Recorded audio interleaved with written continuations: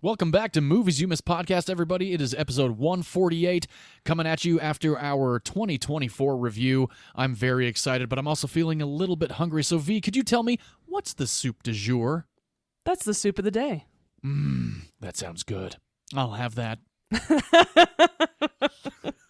A line I still use to this day.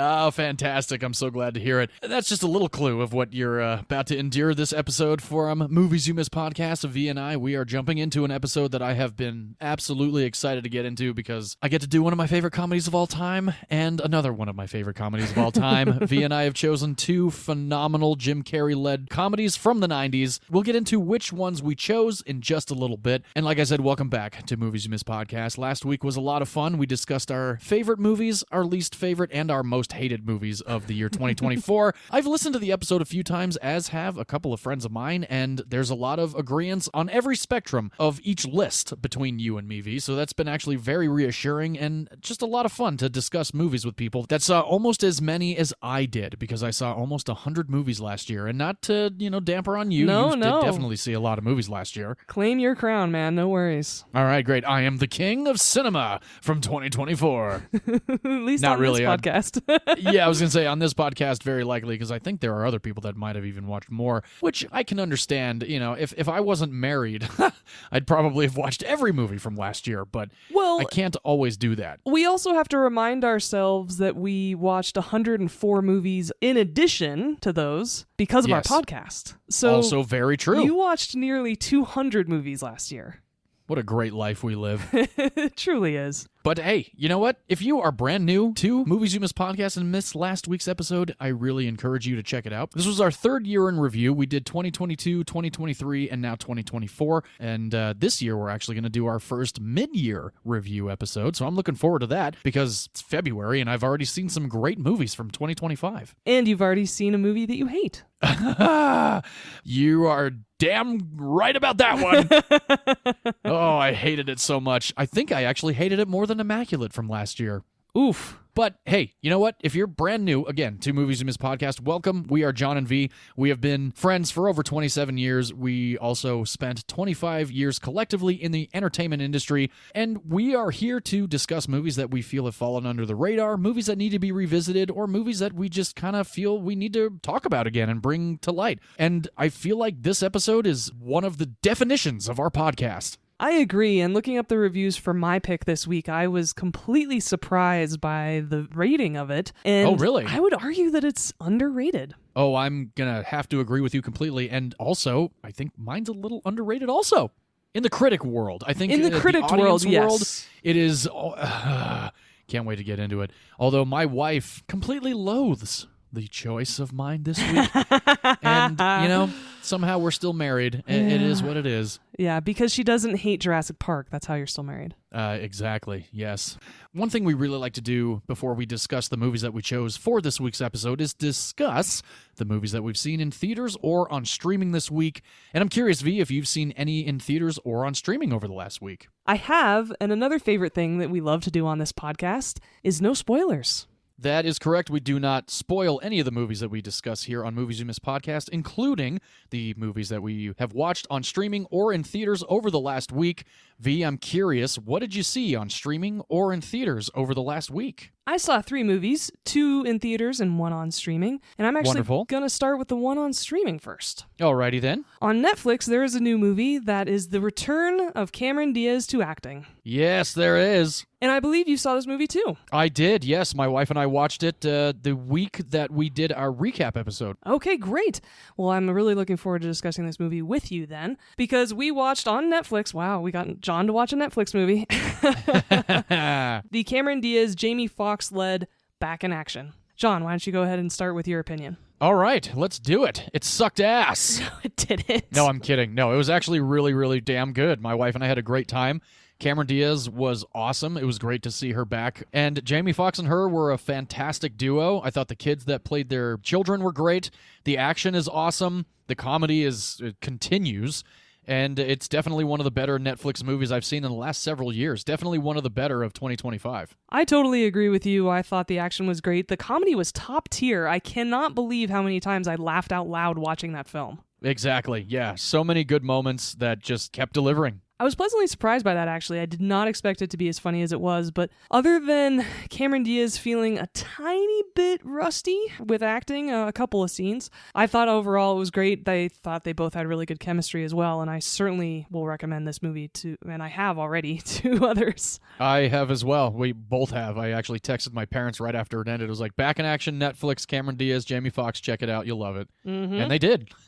Nice. And I think that'll be going on our movies you could miss list, but it's pretty high up there. I've really enjoyed it. It is very high up on my movies you could miss list of 2025 so far. Awesome. And then in theaters this week, I went and saw first a movie that you and my sister told me to watch, even though it was on my radar, but I wasn't as excited as you guys. I went and saw Den of Thieves 2. Pantera. Yeah.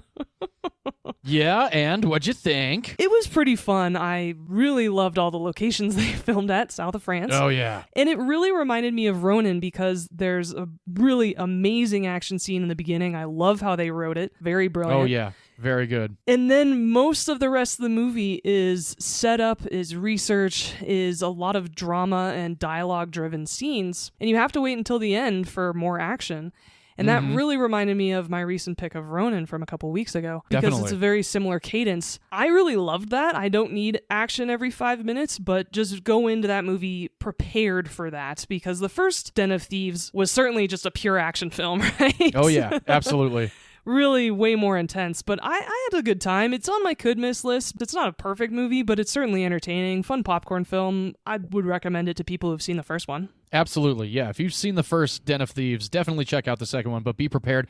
I would say that the first one and the second Den of Thieves are similar to how the later seasons of Game of Thrones went. One episode was all action, and then the episode after that was all dialogue. Yeah, no, that's a great analogy. I'm glad you enjoyed it.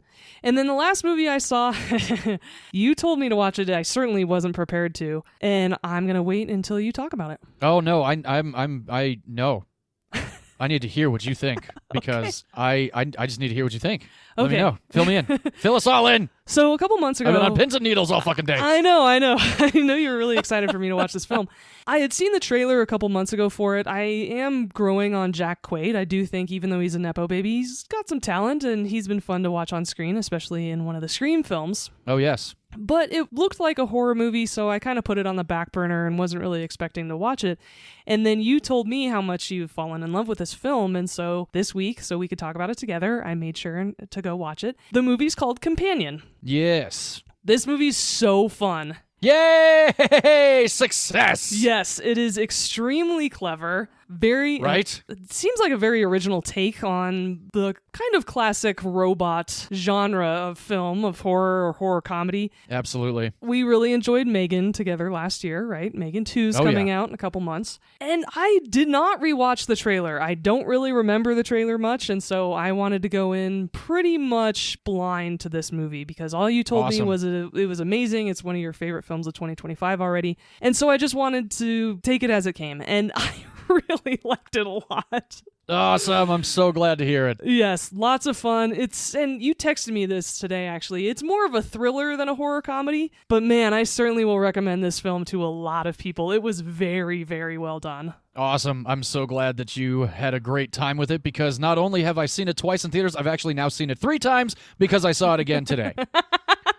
And I saw this movie twice in less than 5 days. I love this movie. Sophie Thatcher is She's so good. So awesome. Yes. The entire cast was great, though. Everybody was awesome. I love the guy that played Eli. Film. Yeah. Oh, absolutely. She was so damn good.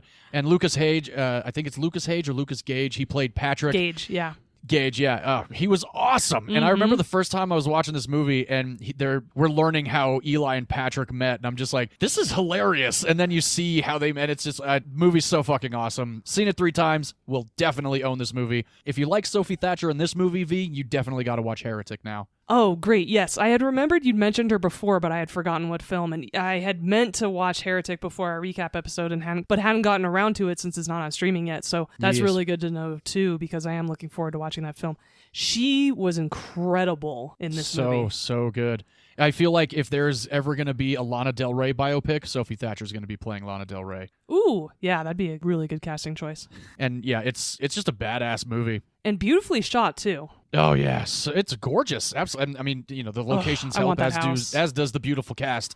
But yeah, it's beautifully shot. It's a great movie. Great soundtrack. All the songs that are used are fucking awesome. Yes. Definitely top movie of 2025 so far. Really like the soundtrack, especially the song that they dance to. Yes, that's a great one. So yes, go and watch Companion. Great film recommended by both John and I. I'm so glad you liked it. Yeah, thanks for pressuring me to see it. I really appreciate it.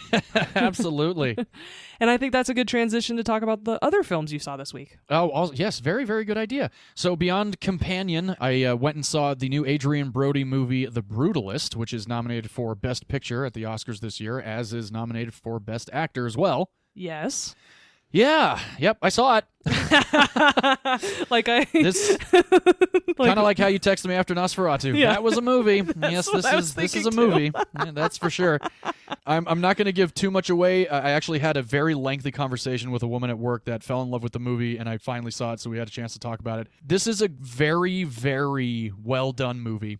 Cinematography is out of control fantastic. The soundtrack is amazing. After the intermission, it completely nosedived for me. Okay. I don't think I'm ever going to be able to recover from the final hour and a half of this movie. That's all I'm going to say, but I saw it.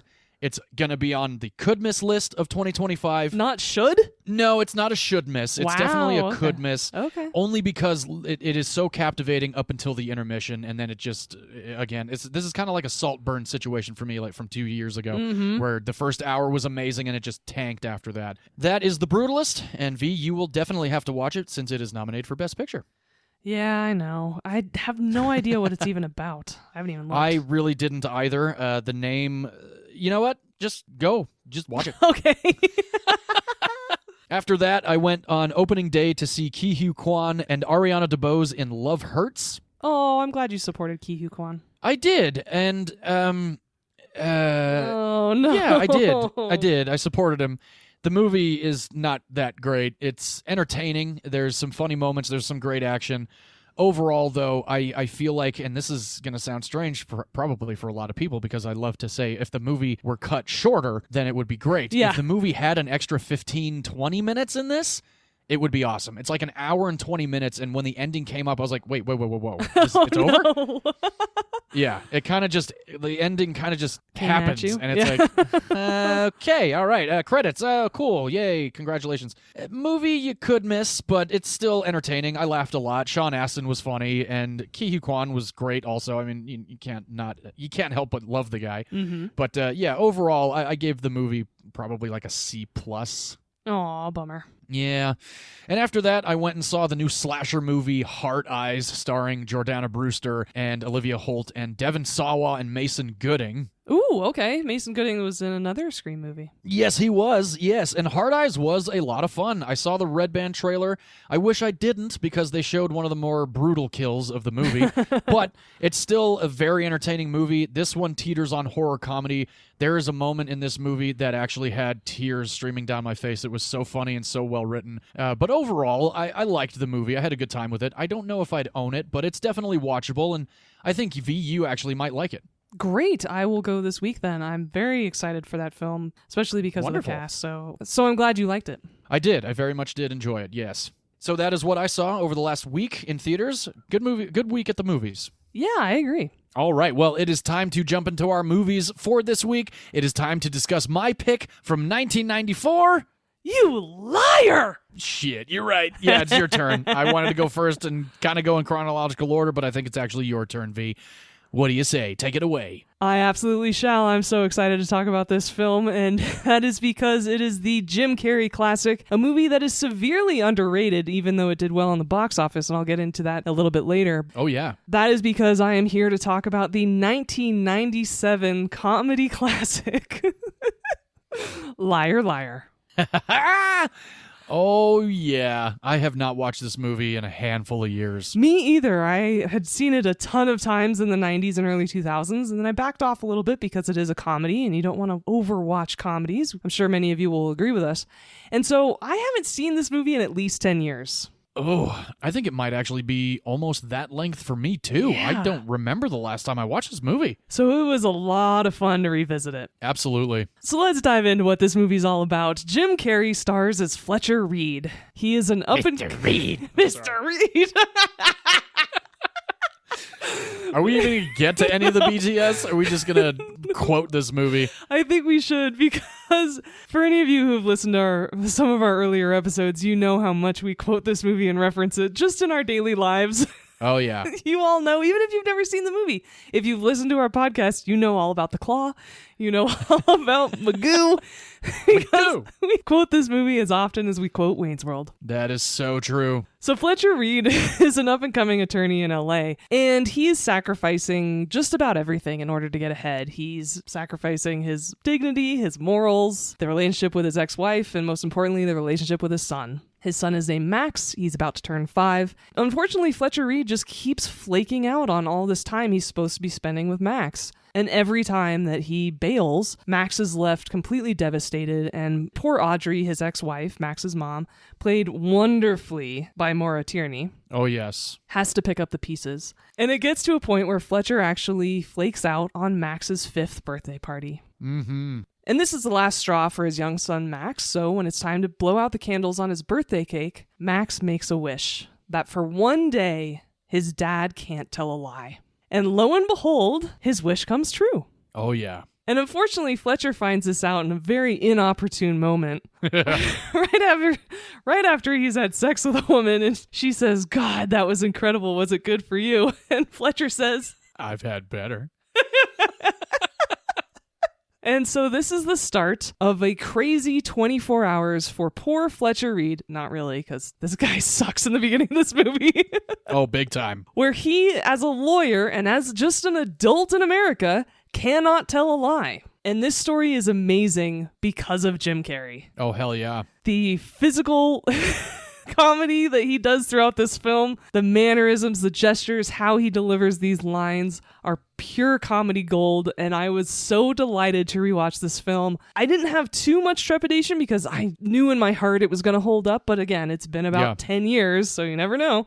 Oh, yeah. And good God, I was laughing out loud the entire movie. Oh, absolutely. And not only would this be very challenging for an adult trying to go through an entire day without even doing a little white lie, it's made harder because Fletcher is usually a very immoral person. He is a lawyer, so there's tons of lying going on there.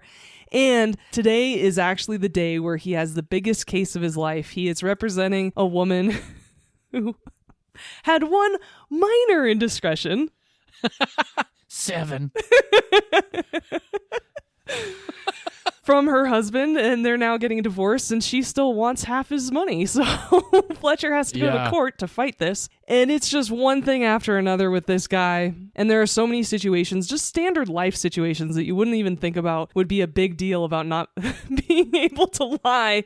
And you realize just how impossible that would be. Yep. And so that's the plot of Liar Liar, and oh God, it's clear we both absolutely love this movie. Yes. It holds up. It's still hilarious to this day. I need to watch it more often than I do. I think every 2 years, I think, would be a really good cadence for this film. Yeah, I'd give it like once every year or two. Absolutely. Yeah. And the movie even starts off really funny before this wish happens, where he can lie all he wants. But yeah, he's talking to his ex-wife, Audrey, because he's coming over to pick up Max, even though he's very, very late. And they're talking about Audrey's boyfriend, Jerry. Oh, yeah. You guys aren't, you know. Really? It's been 6 months. What do you think? Oh, really? Man, I was hoping after me you'd have no strength left. Well, you have to remember, I wasn't having sex nearly as often as you when we were together. I don't think there's going to be any audio clips this time. I think we're just going to provide them all. That's fine. And Maura Tierney was hired because she really could be grounding for Jim Carrey and really just go toe-to-toe with him, and she did a fantastic job at that. She really did, yeah. And she plays the ex-wife very well, being still likable, because there was a very high risk because it's Jim Carrey, because you immediately love him even though he's a giant jerk in this film. And so there's a real risk of her seeming just very bitter in this movie. And she's not at all. She's not played that way. She's not written that way. And I really appreciate that, because as an adult, you're really sympathizing with Audrey going, yeah, this guy sucks. He's a terrible father. Clearly a bad husband when you were married to him. No wonder you have no patience for this guy's antics anymore. Yeah, and later on even she goes, and you asked me to wait, and like a fool, I actually waited for you. Yeah. And it's like, no, you don't understand. Yes, and I love that scene too when she goes, "Oh, so you're not going to pick up Max today?" He goes, "No, I just, the thing is, I really can't. I just have to be in court. No, come on, I really wanted to see Max today." And he's like, "How about that? I really do." Like, like that Yes. side comment that he makes. It's like, "Oh shit, I actually really do want to see my son." And that's the thing. There's a lot of wonderful character growth and realizations throughout this film that make it wholesome as well as hilarious. Oh yeah, beyond the entire hour and a half of this movie, Right. one of my favorite parts is when he's walking to the courthouse and the homeless guy's like, "Could you spare any change?" He goes, "I could." And he's like, "Yes, I could." "Will you?" And he goes, "No, I won't, because I believe you will buy booze with it." And just like runs away. He goes, "Plus I'm cheap." And just runs away. Oh my god, it's so funny. Oh my god, this movie is so goddamn funny. And of course, now that I'm over 30 short from 40, it is even more hilarious Yes. than it was when I first saw it. I think I first saw it in like 1998 or 1999. My parents love this movie. Oh, they are as they should. like massive, massive fans. They saw it in theaters multiple times. My father's mother used to hate Jim Carrey, but my dad took her to see this movie in theaters and she fell in love with Jim Carrey. And this movie, oddly enough, this movie brings people together. It really does, because I Yeah, used to it kinda watch does. it as a family back in the day when Oh, I yeah. was watching it in the 90s at my parents' house when I was growing up. Yep, yeah. We would definitely have Liar Liar family night. My parents would fast forward like one sequence, and I think you know which one it is, Yeah. where they're playing the recording of Jennifer Tilly and her boyfriend. Okay, so we clearly love this Oh, film. boy. But I will say one of the audio clips that I will share, just because I reference it all the time when it comes to family dynamics with one of my sisters. We like to joke and use this line a lot. And it's the morning of Max's birthday. Max has actually yeah. been able to spend the night with his dad. And so Fletcher has given him his birthday present, which of course his secretary bought for the kid. Oh, I love that whole sequence. What is it? It's a surprise. It's a surprise. Yeah, and when Max opens his present, it's baseball stuff. And Baseball stuff. when his mom Audrey and her boyfriend Jerry, played by Carrie Elwes, who Carrie Elwes, everybody will recognize, maybe not his name, but he's Wesley in The Princess Bride. As you wish. A movie I have actually covered on this podcast already, Oh, yeah. from episode 68. Can you believe that? 80 Wow. episodes ago. That was almost 100 episodes ago. That's crazy. He was also in Twister in episode 98. Yes. Jonas. And your pick of The Christmas Carol with Jim Carrey 2 years ago. That's right. Yeah. He was a Hell voice, yeah. a couple of characters, actually. Yes. And He's awesome. Carrie Elwes said that in order to get into character, he bought inspirational self-help books from Sky Mall. Which is so That's perfect. hilarious. He's such a nice guy. He's so understanding. He's a very good man to Max as well. Oh, yeah. He's just a little Magoo. Is this guy right for you? I mean, he's just so not me. Yes, that's one of his best qualities. Yeah, but he's kind of. I'm sorry. You're wrong. I mean, sometimes, maybe, yes, he is a little bit, Magoo. yes. But since we've been going out, oh my God, I'm not having this conversation with Definitely Magoo. But one of my favorite quotes, again, going back to the film, one of my favorite quotes from this movie is when Audrey and Jerry go to pick up Max in the morning. And Jerry is so excited about his birthday gifts that he's received and starts talking about how they're going to use this baseball stuff to play catch and Oh, do all yeah. these things. And this is what Fletcher says about it. I'm so glad my gift could bring those two together. My plan to phase myself out is almost complete. Jerry, enjoy my wife. And one of the reasons why some of these scenes are so hilarious still to this day is they're so based in real life situations. Oh, yeah. At one point, Fletcher is actually trying his hardest to get to Max. And so he's racing in downtown LA in his Mercedes, and unfortunately a cop sees him. And this is where Fletcher gets pulled over. And think about a moment where you have been pulled over in your life and spoken to someone of authority, and you cannot lie. Yeah. This might be how it would go. You know why I pulled you over? Depends on how long you were following me. Eek. Why don't we just take it from the top? Here goes. I sped. I followed too closely. I ran a stop sign. I almost hit a Chevy. I sped some more. I failed to yield at a crosswalk. I changed lanes in the intersection. I changed lanes without signaling while running a red light and speeding. And John, I'm sure one point in your life, you've at least had the internal monologue that Fletcher has with that woman in the elevator. Oh, well, maybe once or twice. And Fletcher is doing everything to try to get out of this situation. First of all, he's sometimes sticking his fingers in his ears and humming very loudly in order not to hear anyone, so he doesn't say anything untowards or something that will completely burn a bridge either at work or in his personal life. But he's also trying to figure out how exactly this happened. And at one point, Audrey actually tells him, you know what your son was doing last night? He was wishing that his father could not tell a lie. And that's when it clicks for Fletcher. And so he goes and picks Max up from school and tries to explain to him that everybody lies. You have to. Mm-hmm. You see, Max, sometimes grown-ups need to lie. It's hard to explain, but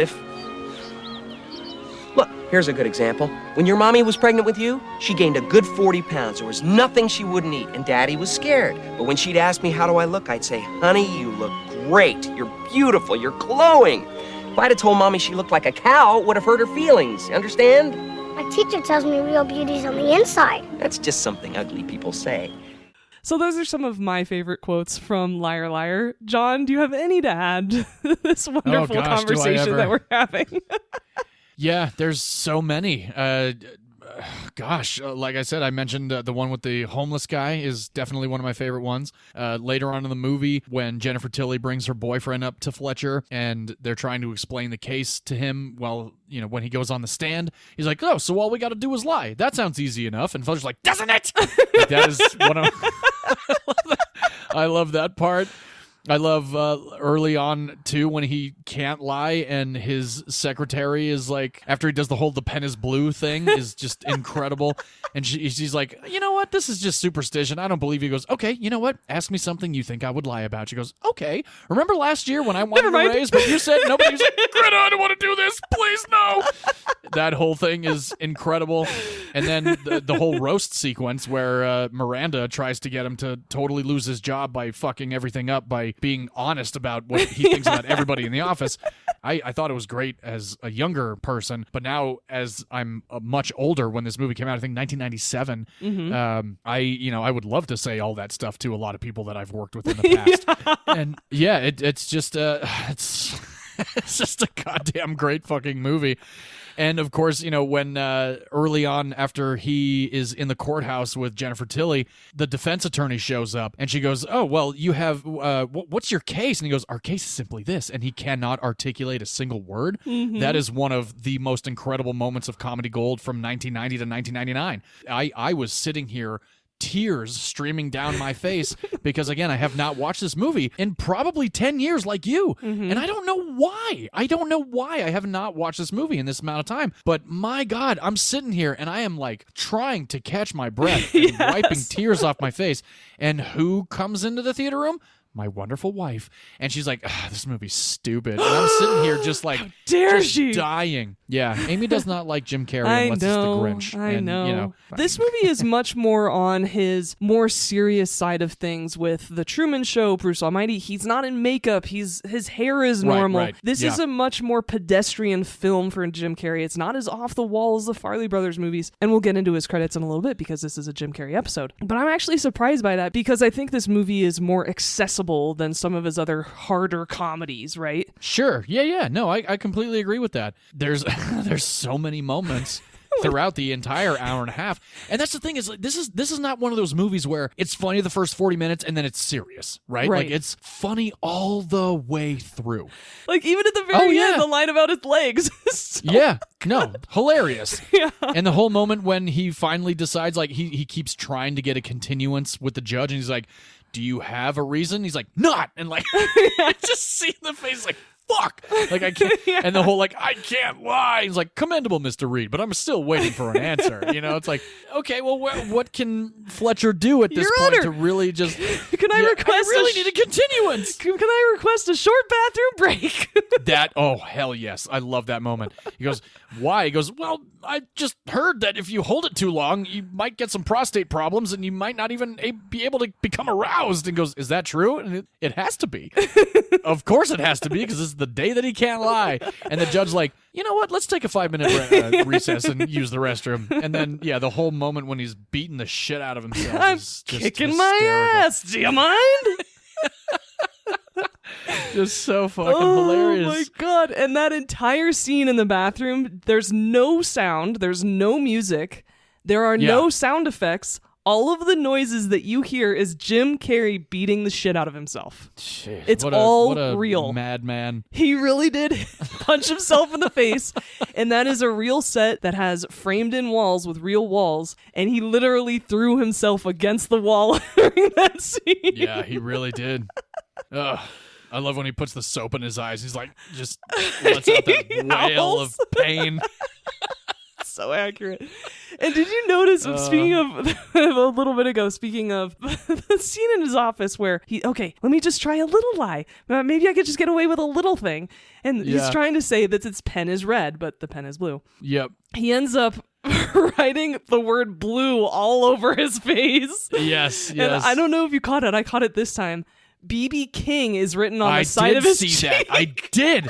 This is the only time I ever noticed. I'm like, BB King? What the fuck? Then, of course, it made sense. Yeah. But, And then when his secretary comes in, he's like, the pen is blue. Like, that whole thing is so fucking funny. The pen is blue. The color of the pen that I hold in my hand is blue. I'm lying. I can't even say it. It's just so fucking great. So good. If nobody likes this movie, there's something wrong with them. Like, literally. How can you not? Like, there's definitely some over-the-top moments, but that's another thing about this movie, too. Very few. The over-the-top moments are accessible, like you said, and relatable, because there's a lot of humanity in his outrageous craziness when he can't lie. Yes, because... And, like, there's that moralisticness that's... You can see it in his face, and he can't fucking lie, and he doesn't know why. It's so great. And his life is falling apart around him because Miranda, the woman who is on the partner committee, he's trying to get a promotion at this law firm, she's the one he slept with the night before. And so every scene of him trying to avoid her at this office is so good. I send those gifts often. There's also a point in this movie where he dry heaves, he gags, right? Which is hilarious because that ties into your film. Yes, it does. Absolutely. Which is great.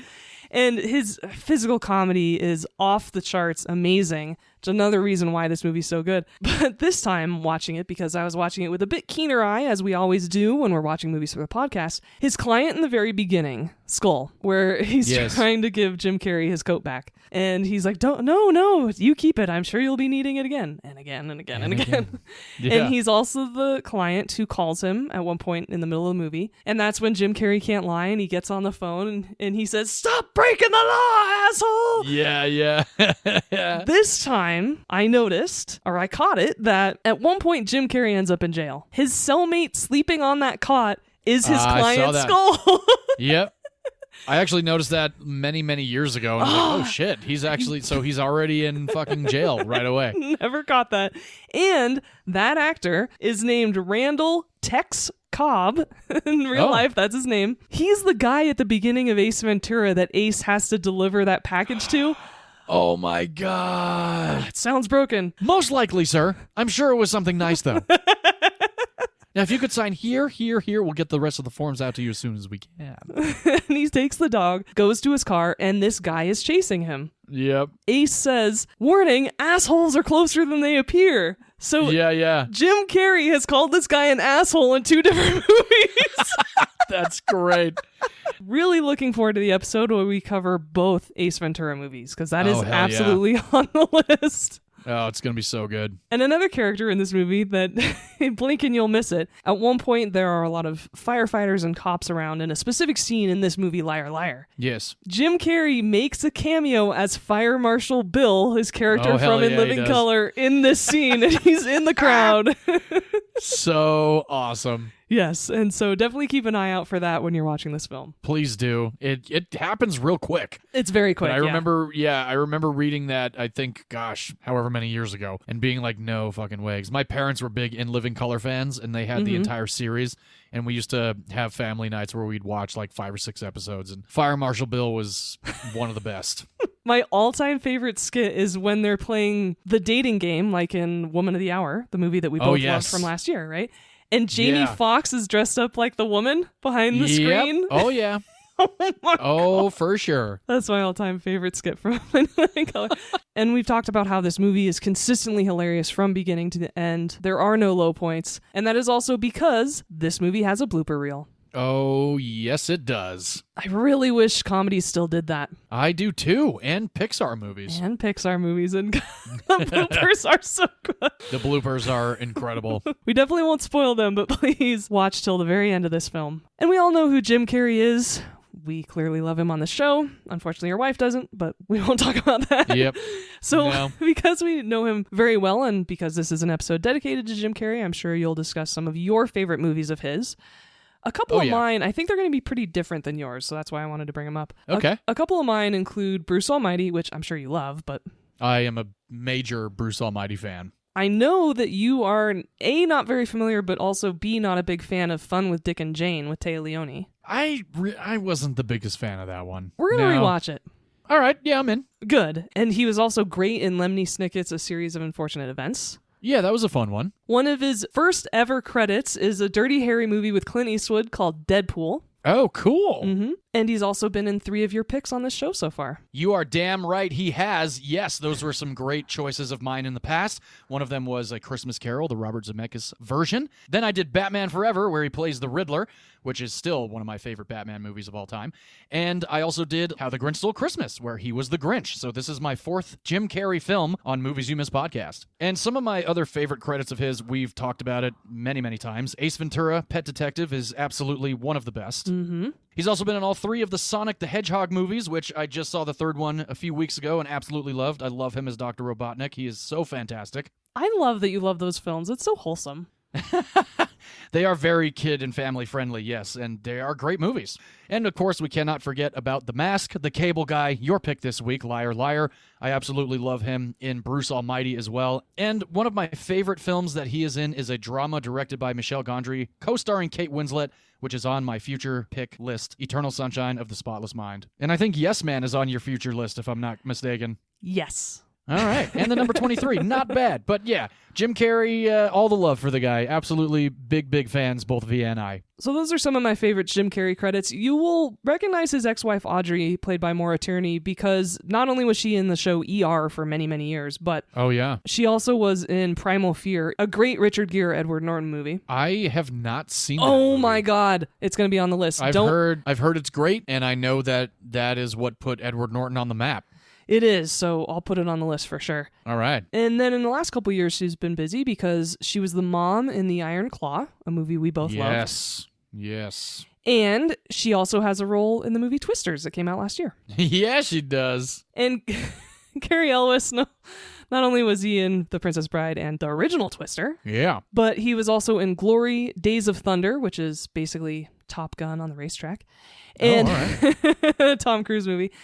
But he also stars and leads Robin Hood Men in Tights. Yeah. I have not seen that film in so long. I need to rewatch it. It's been a handful of years for me, too. He's great. I always like it when he shows up. Oh, yeah. He's great. Cary Elwes still has people coming up to him all the time to do his version of the Claw. Awesome. Because Cary Elwes, being the sweet, very passive character of Jerry in this movie, his idea of the Claw is this meek little thing that's just so sad. You're scared of the Claw. Because Jim Carrey has this inside joke with his son Max about the Claw, and this is how Jim Carrey does it. Me too. Except my arm has really been bothering me lately. Oh no, Dad. Oh yeah, it's becoming a claw! Nothing can stop the claw! Run, boy, run! Save yourself! Do the cutter mom, Dad. Do the cutter mom. Uh-oh, you found the claw's only weakness. Sub-zero temperatures! And Jim Carrey put that in the movie because it was something that Jim's father did to him and his siblings. Oh, that's cool. Yeah. And the last actor I want to talk about in this film is his secretary, Greta. Yes. Anne Haney plays Greta in this film, and you will recognize her because she plays Mrs. Sellner in Mrs. Doubtfire. Yeah. She is the one who is overseeing the child custody between Daniel and his wife in Mrs. Doubtfire. She's definitely not as sweet in Mrs. Doubtfire as she is in Liar Liar. Right. There are a couple of great uncredited writers for this film. Oh, yeah? Judd Apatow did a rewrite. No way. Yes, the Judd Apatow of Knocked Up, the 40-Year-Old Virgin. It's uncredited, but he was definitely a part of the script. Wow. And so is Steve Odekirk, who wrote Bruce Almighty, The Nutty Professor, Ace Ventura, the first one, Yeah. 33 episodes of In Living Color, Damn. and a very underrated comedy that is on my list. I can't wait to watch again. I haven't seen that movie in about 10 years either. It's called Nothing to Lose. I have not seen that one. know. That's Tim Robbins and Martin Lawrence. It is. I can't wait to introduce you to it. Awesome. Now, who, V, directed your movie? Because he has directed a lot of things that you just talked about. He has directed a lot of things that I just talked about because Tom Shadyac, the director of this film, also directed Ace Ventura 1 and 2, Yes. The Nutty Professor, Patch Adams, Bruce Almighty, and Evan Almighty. Hell yeah. Don't watch Evan Almighty, just watch the Jim Carrey Bruce Almighty instead. Yeah, I'll agree with you on that one. I did laugh a lot during Evan Almighty, but it's really not that great of a movie. No, it's not. And when he was being interviewed about this film, Jim Carrey lied about what the plot was for this film every time he was interviewed, and he'd make up a new lie every time. That's great. And at one point, his answer was, Liar Liar is a film about an ex-Navy SEAL turned cook who's trapped on a ship, which is the plot of Under Siege with Steven Seagal. Oh my God. That's hilarious. Yes, a movie that I still need to introduce you to. Oh yeah. But that's the I've plot not of seen Under a Siege. single Steven Seagal movie. I mean, you might want to go through life with that claim to fame. That'd Maybe be fine with me. don't ever want to watch a Steven Seagal movie. Oh, God. Or a Jean-Claude Van Damme movie. Except I think I've seen Street Fighter, but after No, one of the no. latest How Did This Get Made re-release Time- episodes, I Time definitely do Cop. not want to watch. Yeah, you know the one I'm talking about. That movie's awesome. Oh my gosh. I don't care. You're Is watching it? that movie with me at some point. All right, fine, I'll I watch love it. that movie. It's so awesomely terrible. Nick Kroll was great on that oh, episode. yeah, he was. No, we're watching that film. All right, cool. And this film is dedicated to Jason Bernard, the actor who played Judge Marshall Stevens, Oh. because this film was actually his last role, unfortunately. Oh, no He way. died of a heart attack shortly after filming. Wow. Yeah, that's so- that's too bad. It is, but it's nice that this film was dedicated to him, and it was a great role for him, so I'm glad he had it. Oh yeah, he was great. So Liar Liar had a budget of $45 million. Whoa. Jim Carrey was paid $20 million for this film. No way. He was half the budget. Wow. But the good news is, in the United States, it made $181 million. Wow. Hell yeah. And worldwide, on a $45 million budget, it made $303 million in 1997. Good God. Which is great. And the reason why I said earlier that this film is underrated, because on IMDb, it's only rated a 6.9. Idiots. Yeah, I agree, because this movie should at least be a 7.5. Oh, for sure. I'd give it like a 8.5, truthfully. Same, yeah, but in terms of the average score, I would expect it to be above, expect it to be above 7.5. Sure. So yes, this movie is underrated. It might be forgotten, so hopefully our conversation and quoting half the film has reminded you of how good this movie really is. I certainly hope so. Yeah, we hope you give it a watch. It's currently streaming on Amazon. That's how I watched it. Even though my parents have a DVD copy, I do not own it, but that's going to change shortly. Good. I'm so glad to hear that. And is there anything else you'd like to add about Liar Liar before we transition to your film? Oh, gosh. I thought the kid that played Max was pretty good. Yeah. For being a very young child actor. I don't know if he's gone on to do anything else other than this movie. Not really, and he's turned into Yeah. more of a production side, and he does a lot of radio broadcasting now. He's got some radio shows. Oh, cool. Well, Yeah. good for him.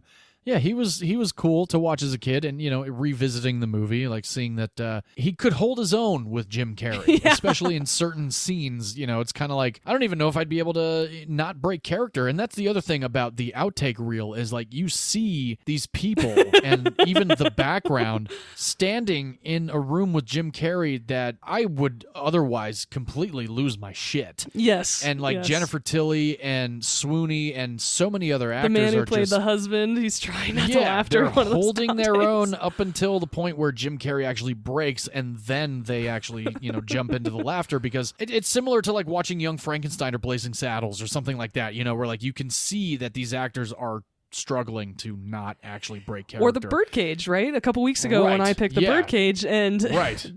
Dan Fetterman's in the background trying not to break character when Robin Williams either falls or when he's doing the whole Fosse, Martha Graham, Madonna, and in the background Dan is just trying so hard not to lose his shit. And I did not catch that until my most recent rewatch, and it's like, oh yeah, I would be doing the exact same thing, just trying to hold it together. Yeah. No, I think that's pretty much it.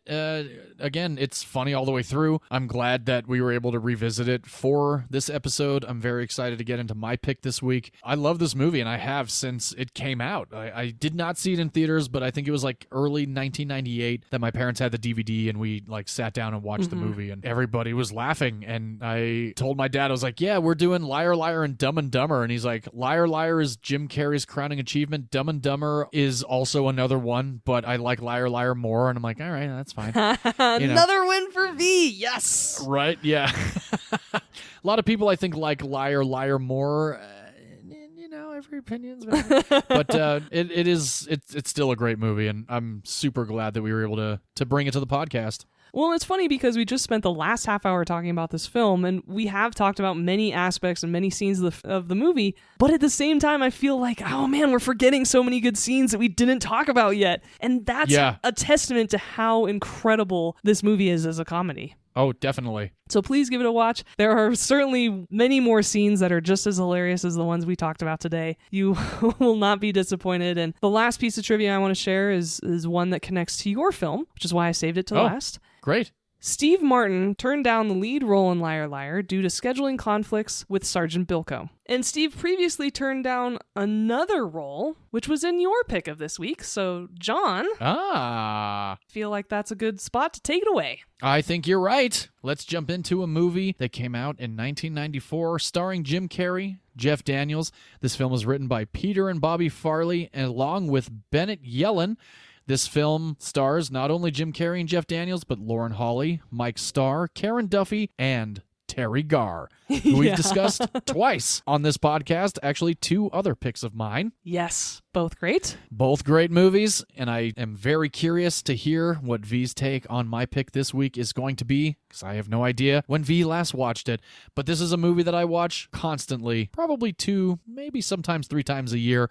It is one of my most favorite films of all time. This is Dumb and Dumber, everybody. Now, with that laugh, I hope V had a good time revisiting Dumb and Dumber. We'll get into it shortly, but let me break down this movie as simply as I can, because I actually have a lot of behind the scenes on this movie, which kind of surprised me. I've been watching this movie for 31 years. I have never researched this movie because, similar to Christopher Nolan, I just want to live in the world that this movie gives us. This film centers around Lloyd Christmas and Harry Dunn, 2 dim-witted best friends. We are introduced to them as they are at their places of employment. Lloyd Christmas is a limo driver, and Harry Dunn is a dog groomer, and he is driving around a van that looks like a sheepdog. Well, you know what? I'm just going to let Harry tell you what he did with his car. You know what really chaps my ass, though? I spent my life savings turning my van into a dog. Hi, Petey. The alarm alone cost me $200. Hey, chicks love it. It's a shaggin' wagon. So that's what Harry has done to keep his job and livelihood alive. Lloyd, like I said, is a limo driver. He ends up picking up this woman named Mary Swanson to take her to the airport, and he immediately falls in love with Mary Swanson. She is a beautiful young lady, played by Lauren Hawley. She actually is very beautiful. I remember when I first saw this movie in 1995, I was like, wow, she's actually very attractive. So Lloyd ends up falling in love with her, takes her to the airport. She ends up leaving a briefcase in the terminal, and Lloyd decides that he's going to try and bring this briefcase to her before she gets on a flight. Things don't go so well for Lloyd, and he ends up falling off the jetway and ultimately getting fired. We also end up finding out that Harry ends up getting fired because he was late delivering these dogs to a dog show. Both Lloyd and Harry end up reconvening at the end of their day, hanging out in their apartment, drinking some beers, and Harry asks Lloyd what's up with the briefcase. And Lloyd says, "What's with the briefcase?" It's a love memento. the most beautiful woman alive. I drove her to the airport. Sparks flew. Emotions ran high. She actually talked to me, man. Get out of here. Oh, yeah. Tractor beam. Sucked me right in. Anyway. She left this in the terminal and flew to Aspen and out of my life. What's in it? Man, I would have to be a lowlife to go rooting around in somebody else's private property. Is it locked? Yeah, really well. So what do Lloyd and Harry decide to do? They decide that it would be a fantastic idea to deliver this briefcase to Mary in Aspen. So they end up packing their bags, leaving their apartment in Providence, Rhode Island, and road tripping to Aspen, even though, for whatever reason, Lloyd at one point thinks that Aspen's in California, and Harry thinks that Aspen is some sort of French town. Because they're morons. Exactly. They're dimwits. Dumb and Dumber is the title of this movie. And for the rest of this movie, we are along for the ride of Harry and Lloyd trying to get from Providence to Aspen to deliver this briefcase to Mary Swanson. Samsonite? Samsonite? Hey, why don't we get busy and deliver the briefcase to Mary? If I know her as well as I think I do, she'll invite us right in for tea and strumpets. Good plan. Where's she live? I don't know. What's her last name? I'll look it up. I don't really recall. Starts with an S. So swummy, slippy, slappy, Swanson? Maybe it's on the briefcase. Look on the... Oh yeah, it's right here. Samsonite. I was way off. And we are just introduced to nothing but dim-witted scenarios and other characters like Seabass when they stop and have lunch. We also are introduced to Mr. Manolino, played by Mike Starr, and one thing leads to another, and there is literally nothing but hysterical moments, excellent cameos, fantastic comedy, not only physical comedy, but dialogue comedy too. And one beautiful thing about this movie is actually 15% of it was improvised. So majority of this script is actually what we see on screen, which is another thing that kind of blew me away because it just feels so natural to me anyway. Again, I've been watching this movie since 1995. We are now 30 years into this movie being around. It came out in December of 1994. It's one of my favorite films of all time. I watch this movie, and when I do watch this movie, I recite the movie, not only the dialogue, the songs that are in the movie. I have the soundtrack. I've listened to it 1,000 times. A friend of mine just messaged me a few nights ago when I was watching this saying that she watches this movie and has since she was about 5 years old, and she loves watching it because she can also recite the movie. So before we get into the BTS of Dumb and Dumber, V, I'm very curious what your revisit for this movie was because I have no idea when you last watched this movie. I don't have any idea either. I watched it a bunch of times in the 90s when I was a kid, and I think I stopped before the year 2000. Oh, wow. So it's been a while. I don't think this movie holds up. Oh, God damn. All right, well, hey, episode 148 was great. Thank you guys for being here. Please rate, review, subscribe, and we will not see you next week. Good night, everybody.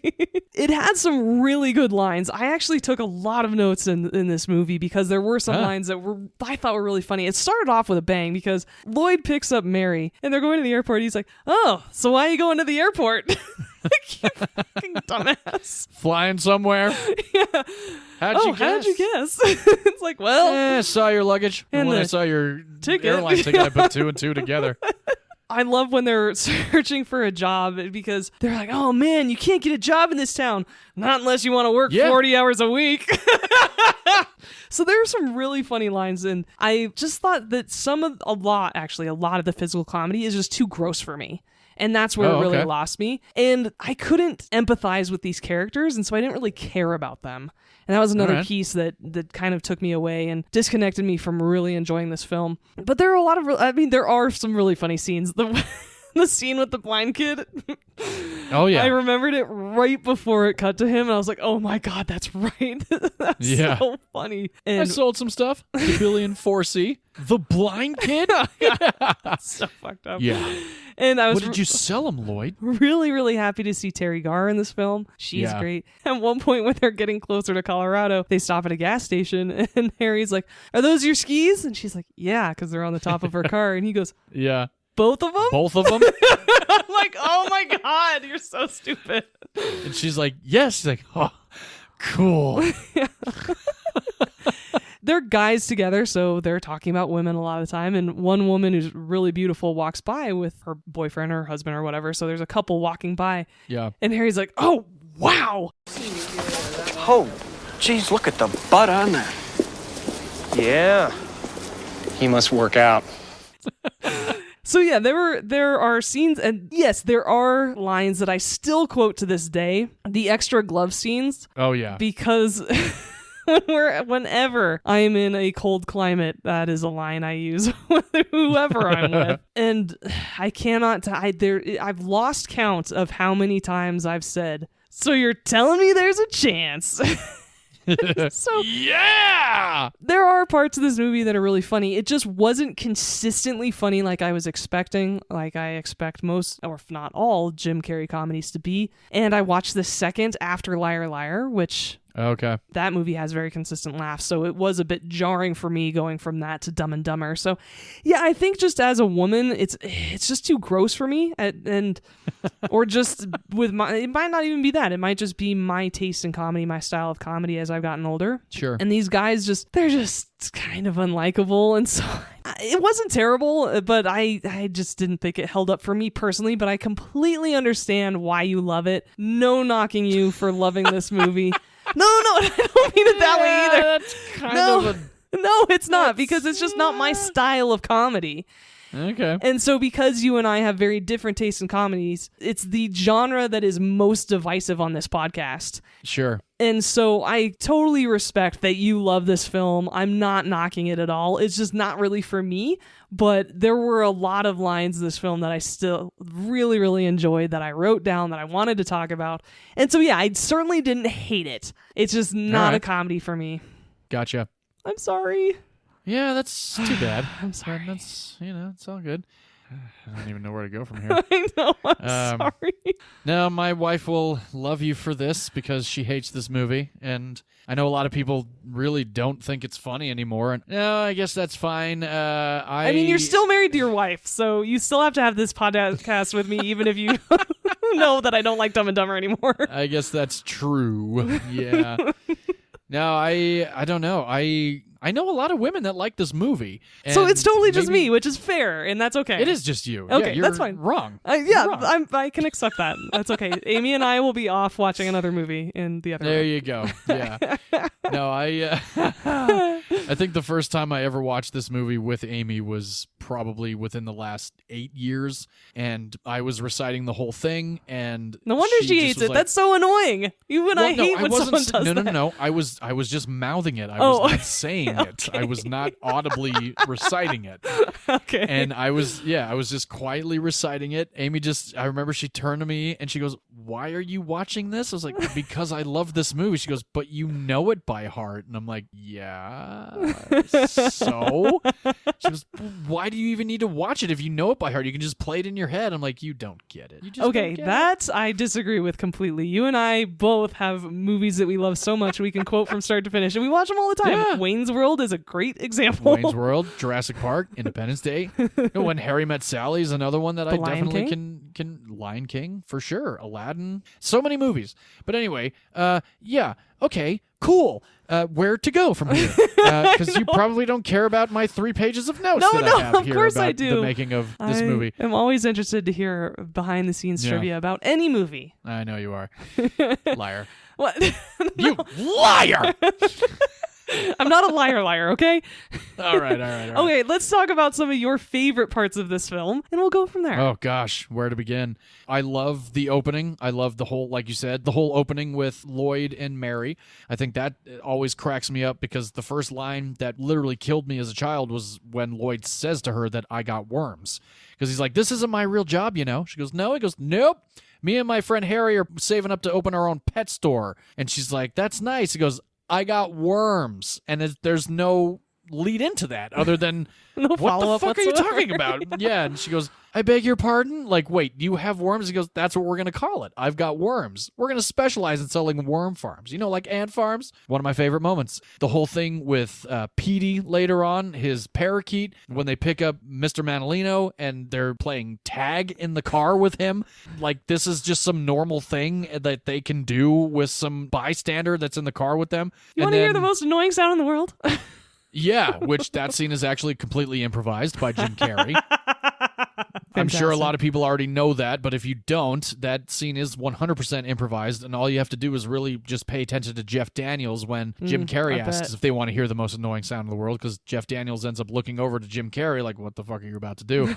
And then he lets out that fucking wail, which is hysterical. I love when later on they're at the hotel and they're doing the whole Pretty Woman sequence when he's trying to get dressed up for Mary Swanson, and they end up getting these orange and blue tuxedos, and a buddy of mine and I always said that if we ever went to the Oscars, that's how we would dress. I would be in the orange and he would be in the blue, and we'd have the canes and the top hats and everything. That scene actually reminded me of another one of our favorite comedies. Nothing touches this skin but silk.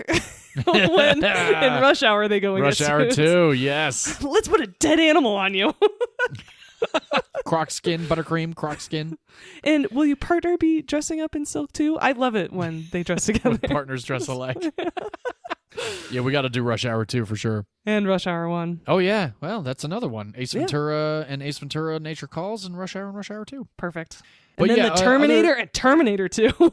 Yeah. Oh, hell yeah. But other than that, there so many other funny moments, especially on their drive to Aspen, especially when they encounter Seabass. They trick Seabass into picking up their check. This is actually one of the moments that when I was a kid, I always remembered loving so much because just listen to this.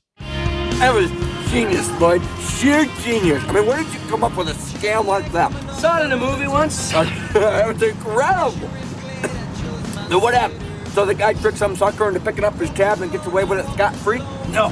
In the movie, they catch up to him half-mile down the road and slit his throat. It was a good one. Now, the cool thing about that whole sequence is that is actually a real movie that stars Jeff Daniels. What? Yes. Oh, I need to watch that film because when he was describing it, I was like, all right, I'm in. Show me that film. Oh, totally. Yeah. The movie is called Something Wild, and it stars Jeff Daniels. Oh, that's really cool. We definitely got to watch that movie. Yes, definitely. Because we all know that Jeff Daniels was definitely not a comedic actor when this movie came out. He was more of a drama actor, which he still is on the drama spectrum as an actor. Oh, very much so. And that is the only piece of trivia about this movie that I know. I'm sure you're about to say it. Oh, yeah, no, let's jump into it right now. Jeff Daniels was told by 3 different agents of his that this movie would ruin his career, that he would be looked upon as a complete joke of an actor, and that he really is not going to get paid very well for this movie, and Jim Carrey's going to take all the spotlight. Jim Carrey was insistent on having Jeff Daniels in this movie. Jim Carrey had a little bit of pull around the time that this movie came out, because just a few weeks before this movie went into production, Ace Ventura: Pet Detective went to number 1. Jim Carrey was offered $700,000 at the beginning of contractual negotiations for Dumb and Dumber. A few weeks after that, when Ace Ventura: Pet Detective went to number 1, his agents renegotiated, and Jim Carrey was paid $7 million for Dumb and Dumber, which was half the budget for this movie. Oh, just like Liar Liar. Exactly. And we all know 1994 was very good to Jim Carrey, not only because of Ace Ventura: Pet Detective, Dumb and Dumber, but he also came out with the film that introduced us all to Cameron Diaz, The Mask. The reason we should all be thankful for that film. Absolutely. I'll never forget watching that movie as a Me child. either. And Me she either when walks she in that walks red in. dress. Oh my God. Oh, I had a Cameron Diaz poster on my wall when I was 13 years old. She wasn't in the red dress, but she was still long-haired like in The Mask, and yeah, When it I was great. 13, I had a David Duchovny poster on my wall. That makes sense. Yeah. I had, you know what's funny? It was Cameron Diaz poster, a Victoria Posh Spice poster, and Oh, you a liked Nev Posh? Campbell poster. Oh Interesting. yeah, I was a posher. Of course you had I would expect you to have a Neve Campbell poster given how much I know you, so that makes sense. Yes, definitely. I had multiple X-Files posters, including Gillian Anderson, on my walls. Yeah. But I will say, and I am proud of this fact, I never had any Leonardo DiCaprio posters on my wall in the 90s. Oh, all right. I was never into Leo. which is nice to say now because he's kind of turned into not the greatest guy. Well, I'm just too old for him, so it's fine. I guess that's true. Yeah, you are a little too old for him. That's okay. So am I. And so are our movies this week. Very true. Yes.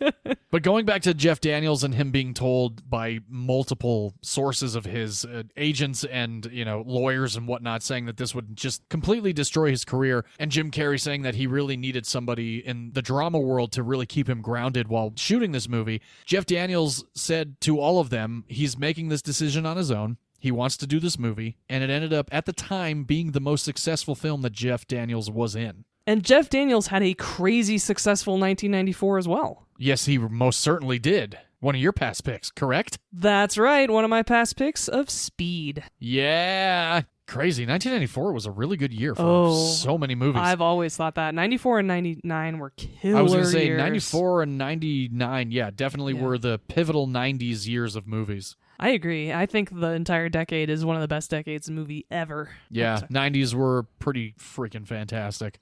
And we're not just saying that because we're millennials. Right? Yeah, exactly. No, not at all. It's true. It's very true. This bit of trivia really made me laugh, and I think it's going to make you laugh too. Jeff Daniels was golfing after this movie had come out, and we all know the most famous scene of Jeff Daniels with going to Mary's house and having to completely relieve himself in the bathroom. So gross. It's really gross, but it's hysterical at the same time because of all the times in the world for this to happen. Now, granted, Lloyd does kind of make that happen. It's still one of those moments that I've always, back in the day when I was dating before I got married, it happened to me a couple times. Now, granted, not in their houses. I always had to pull over and go to like a Jack in the Box or a McDonald's or something. But Jeff Daniels was at a golf course. Clint Eastwood approached him and said that he had just seen Dumb and Dumber. Clint Eastwood said that he thought the movie was fantastic, and he also experienced what Jeff Daniels did the night he went to Mary's house. Oh, no. Could you imagine being on a golf course and having Clint Eastwood come up and be like, hey, so, Do you know what's funny is that one of my friends, who I will not name their name because I should. Why not? You'll understand why in a second. I'm sure he won't care. I won't name him anyway because I respect him. He was on a golf course once and got sick. Oh, yikes. And so he had to go in the bushes and relieve himself because he was out on like this, I think, 13th hole, like out in the middle of the golf course. So there's nothing nearby whatsoever. Same thing, got super sick on a golf course. Yikes. It's such a problem with having a human body. I know. Well, and it's all one of our great... It's so funny because it's this universal fear, right? When you are dating someone or getting to know someone or you're at your in-laws or whatever, everybody fears this and nobody talks about it. Nope, not at all. Now, this is something that I actually found extremely fascinating when researching this movie. The original screenplay was a concept originated by John Hughes. Whoa, that is very different than his normal fare. Big time. He ended up writing 50 pages. He handed it over to the Farrelly brothers and Bennett Yellen, telling them to work out a plot, come up with a little bit of a backstory for both of these people. Months later, they ended up approaching John Hughes. John Hughes was a major fan of it. However, at the time, his contract had just run out with the studios that he was involved with. So what he ended up doing was giving the Farrelly brothers and Bennett Yellen complete free reign. Write the script from beginning to end. Just do not include my name on it. If anything ever were to come up in the future, you maybe can toss my name out that this was one of my original ideas. And that's exactly what happened. That's awesome. Yeah, like you said, this is definitely not something in John Hughes' wheelhouse. Mm-hmm. I have a lot of trouble with John Hughes movies. Yeah, I'm not a fan. I like both Home Alone. That yeah, mostly Home Alone not 2. a fan. Right, yeah, just congrats to him for being Chris the guy that he Columbus is. really owned Home Alone. That's true, yeah. Yeah, John Hughes wrote it, but Chris Columbus did bring it to life with great direction. Dustin Hoffman ended up seeing this movie and called Jim Carrey after he had seen it and said that Dumb and Dumber was the most genuine and authentic friendship that he had ever seen portrayed on screen. I certainly have never poisoned you with X-Lax. No, and I haven't to any of my friends either, but... You also haven't ever think maybe stolen one of my girlfriends. That's true. Very, very true. So I don't know. We're not dead yet. It's a little bit of an extreme example of friendship. I think their friendship All right. is a little fucked up. All right. You don't like the movie. Oh, my God. Wait, actually, and that, ladies and that gentlemen, might is be- episode 148. Thank you guys for joining us. I might be wrong. It might be a very authentic display of friendship because John is about to punish me over the next couple of weeks for not only this film but also Interstellar. I'm walking on thin ice, I'm sure. Yeah, you've fallen through the ice already. Oh no! Time to bring over another box of DVDs. To Yeah, I think repair so. our friendship. I think so. Actually, I require 4Ks now. Oh, So, fair. Anyway, I thought that was pretty cool of Dustin Hoffman to call Jim Carrey about that. Mel Gibson was originally slated to play Bobby Swanson, who was Mary Swanson's husband in this movie, because he was such a big heartthrob at the time. The Farrelly brothers thought it would be that would pretty have great. been hilarious, especially because that would have been such a great cameo. Oh, yeah. And not only that, it definitely would have put in the mind that there's no way in hell Lloyd Christmas could ever take the spot of Bobby Swanson away So from you're Mary. telling me there's a chance? Yeah. Oh, and there's another great moment in this movie that I absolutely love that they actually touch on a whole lot in Dumb and Dumber 2, which is a completely unnecessary and ridiculously bad sequel. I can only imagine how much Jim Carrey and Jeff Daniels got paid for that movie because it is so horrendous. It should not have existed. There's a scene where on their road trip, they end up at a love motel.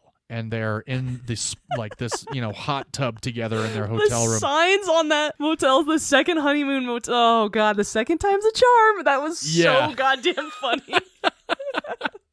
It's so good. But they're both sitting there and they're talking about, In know, the past heart-shaped loves. hot tub. And yeah, the heart-shaped hot tub. And Harry's like, places like this just bring up a whole lot of bad memories. And Lloyd's like, what happened, Harry? Some little filly break your heart? And he goes, no, it was a girl. That was funny. Freda Felcher. And Lloyd's like, oh, Felcher? From Cranston? He's like, yeah, you know her? He's, oh, yeah.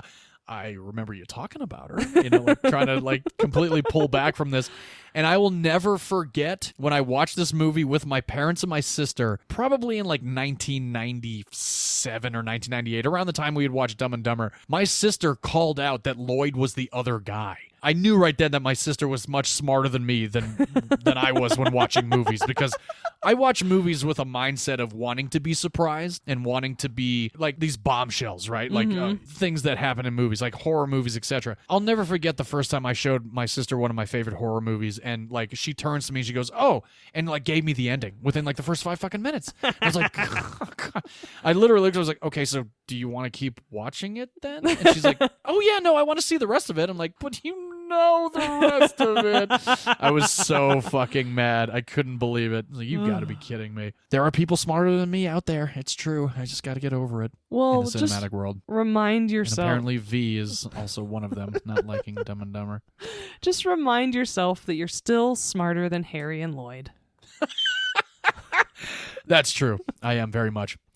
Now, V, you mentioned Steve Martin was in the runnings for a certain character for my pick this week, and it was actually him and his best friend Martin Short. They were both offered the role of Lloyd Christmas, but both turned them down because they thought the script was just absolutely ridiculous. I don't think they would have been good fits. Oh, I don't think so at all. Their brand of comedy is not Dumb and Dumber style. No, it's not. Beyond that, Nick Cage and Gary Oldman were considered for the roles of Harry and Lloyd. Let's put Nick Cage and John Travolta in there together. Hey, that would have been interesting. Rob Lowe was also offered the role of Harry, but he turned it down as well. No. He's too pretty. Way too pretty to be that stupid. Way too pretty to be that much of a failure. Because even if you That's are true. stupid, if you're pretty, you'll be fine in this culture. I do love that early on, too. And he goes, yeah, I lost my job, too. And Lloyd's like, man, you are one pathetic loser. No offense. No, none taken. Ben Stiller, Eddie Murphy, and Mike Myers were all also considered for Lloyd Christmas, which I'm glad that none of them worked out, because I just think Lloyd is perfectly Jim Carrey. I agree. Again, I've been watching this movie for 31 years, and I can't see anybody else. No, me either. Halle Berry was offered the role of Mary Swanson, but she ended up turning it down. Oh, bummer. That would have been great. That would have been real cool. Yeah, she's still gorgeous. And back then she was also gorgeous, especially in the Flintstones, which is on my future list as well. Now, I'm sure, V, you might remember this moment when they do go to the Icelandic snow owl ball where they're trying to show a little class, a little sophistication. And then the one woman walks by them with the very large rack, and they're like, oh, look at the fun bags on that hose hound. I'd like to eat her liver with some farber beans and a nice bottle of Chianti. No, I think the funny part is actually when they walk up to the cage with the owls, and Harry goes, nice set of hooters you got there. I was like, okay, that was funny. Yeah. The owls. Yeah, and Mary's like, I beg your pardon? Yeah, he's like, the owls, they're beautiful. That whole sequence actually really cracks me up, too, because, again, I love this movie. She asks him what he does, and he's like, oh, I work with canines. Dogs, for the layperson. Yeah. And she's just like, yeah, I got it. And then he's like, I just deal with some breeding. She goes, oh, any unusual breeding? And then he says, so how are you involved with them? Oh, I've trained them, bathed them, clipped them. I've even bred them. Oh, really? Any unusual breeding? No, mostly just doggy style. One time, we successfully mated a bulldog with a Shih Tzu. Really? That's weird. Yeah, we called it a bullshit. Yeah. So, okay, well, clearly you did laugh during this movie. It's just, for whatever reason, not on your top 10 comedies of all time, God, which just does not make any sense to me. No, it's fine. It's totally fine. I will never forgive you, but it's all good. It's totally fine. I respect. I know your a lot opinion. of people that don't like this movie, and you know what? I don't understand why. It could be because I saw it when I was literally 8 years old. I was spending the night at a friend's house. We had just spent hours playing Sonic the Hedgehog on Sega and Earthworm. That is really funny considering Jim Carrey now stars in Sonic the Hedgehog movies. Right? Yeah. Isn't that interesting? Yeah, we played Sonic the Hedgehog, and then we played Toe Jam and Earl for that was a good game. hours. And then it was time to wind down and watch a movie.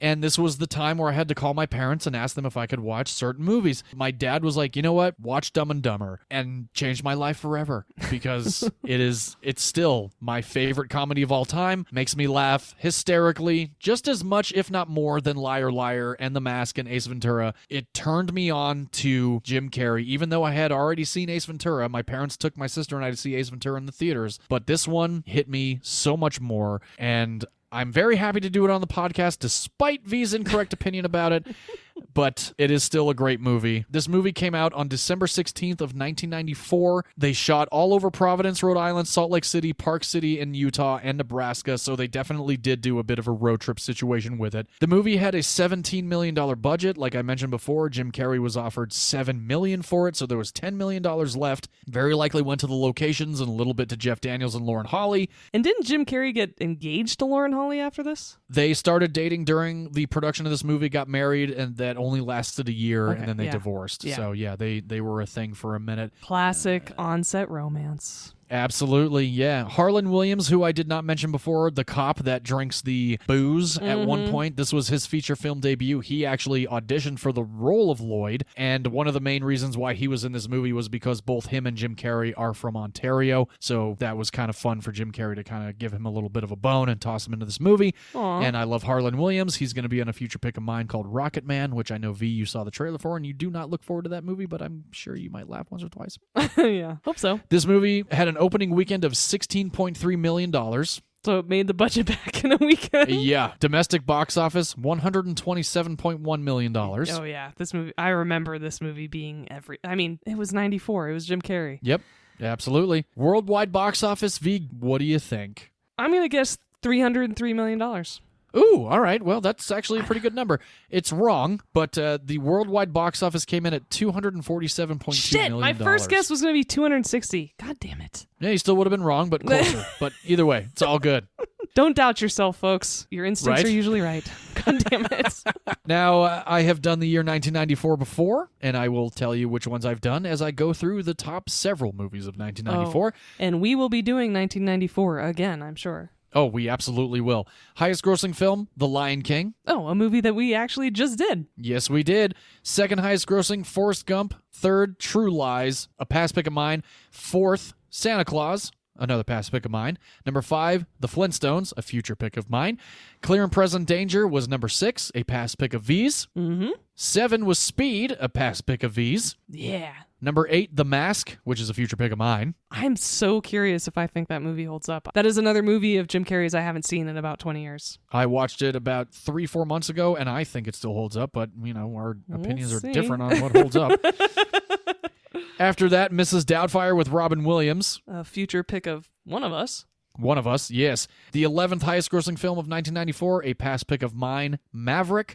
Number 12, Schindler's List. Number 13, The Client. Number 14, Philadelphia. Number 15, Stargate. Number 16, Ace Ventura, Pet Detective. Mm-hmm. Number 17, Star Trek Generations.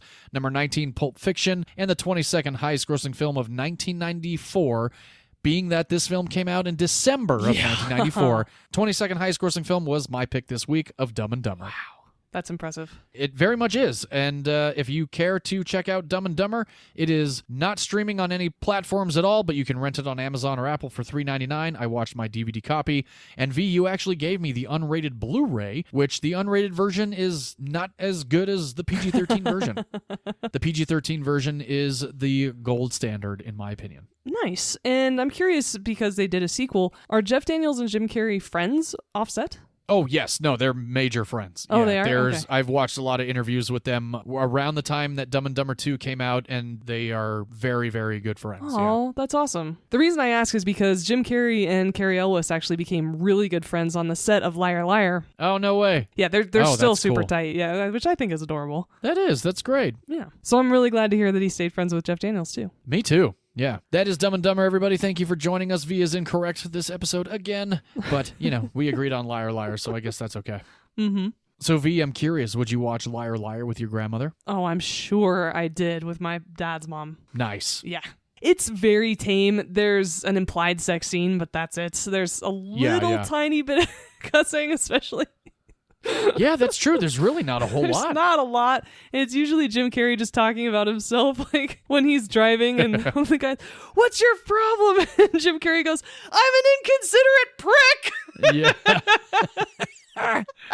So good. I watched this movie when I was so young. I think anybody could watch it, and even even kids will find this funny, though I will argue that as you get older, it becomes funnier. Absolutely. And John, I'm sure you watched this movie with your grandma. I definitely did. Yeah, I think it was a forced situation. Yeah, but I'm pretty sure my grandmother watched Dumb and Dumber many, many times with me. Awesome. Out of the kindness of her heart. And same situation. It's a pretty tame film in terms of violence or sex scenes. Oh, yeah. So I think most people could watch it. It just depends on your sense of humor. Very true. All right. Well, thank you, everybody, for joining us for this episode. I didn't hate it. I did. Yeah, I laughed multiple times during your pick. Okay. I just didn't like it as much as you, okay? I know. Nobody does, I don't think. Thank you. Exactly. There you go. That's a good perspective. You're all fucking wrong. Anyway, fair moving on. Alrighty. Well, thank you guys again for joining us for episode 148. Please do rate, review, subscribe, follow us on TikTok, Instagram, Facebook, Twitter. We love interacting with you guys. It's a lot of fun, especially as we're getting closer to Oscar season. Can't wait to hear what a lot of people's incorrect opinions are on certain movies. And, I'm really excited for our audience to let us know whether they liked any of the Oscar nominations that have come out. And I'm really looking forward to the conversations we're going to have with our audience around the Oscars episode, because John and I are about to have some watch parties for some of these nominees, and oh yeah, watching it together might be our only saving grace for some of them. I think so. Yeah, I think at least one or two of them for sure. Yeah. It's a weird Oscars year. That is for sure. But please do join us for those discussions as we get closer to the Oscars. It's going to be an interesting one. And V, do you want to jump into what we're doing next week? Sure thing, and like we always like to do, we're going to change it up a bunch between this episode and next week. We are going gangster for next week's episode. Oh, yeah. And more specifically, 1940s LA gangster. So next week I'm picking a film that John actually didn't like his first time around, so I'm going to ask him to wait a couple days after this episode before watching it, so he's cooled down a little bit. He's not going to just hate watch the film. Hopefully, I need to pour some Pabst Blue Ribbon over my head. Yeah. Hopefully he can disassociate the podcast host from the art like we do with the actors. and give this movie a chance because I picked another movie actually from 1997, so 2 in a row for me. All right. I picked the Russell Crowe, Kim Basinger, Guy Pearce-led LA Confidential. Okay. And you can watch it if you have an Amazon Prime subscription. That is how I will watch it then. Great. And John, what is the 1940s LA gangster movie that you picked? I picked a movie that I saw in theaters with my buddies. We had a great time with it. It's from 2013. It stars Josh Brolin, Sean Penn, Emma Stone, Ryan Gosling, and Giovanna Ribisi, and a whole handful of other people. Michael Pena. That's right. Michael Pena is in it, directed by Ruben Fleischer. If you don't know him by name, he was the sole director on Scrubs. He's a pretty good director. I've actually had the pleasure of working with him on a pilot that never did make it to air, but the film that I am going to pick next week is Gangster Squad, and you can rent it on Amazon Prime or Apple for $3.59 or $3.99. I will watch my Blu-ray copy that I just bought just the other day. Nice. And that movie absolutely fits our underrated category for this podcast. Absolutely. I can't believe how many people hate that movie. Yeah, I don't either. I get it. It's a good one. It's fun. Mm-hmm. Sean Penn's badass. Yeah, he really is. I can't wait to talk about it. Same. So those are the films that we will be doing next week. Please do follow along with us. It's going to be a fun episode. We'll see if I like LA Confidential. Yeah. And as always, here at Movies You Miss Podcast, we love to close out with film is a form of art, and in art, all opinions are valid, except if you think anyone other than Jim Carrey was the king of 1994. Ha ha! I'm with you on that one. Awesome. All right, everybody. Thank you for joining us. We'll see you next week. Cheers, everybody. Bye-bye.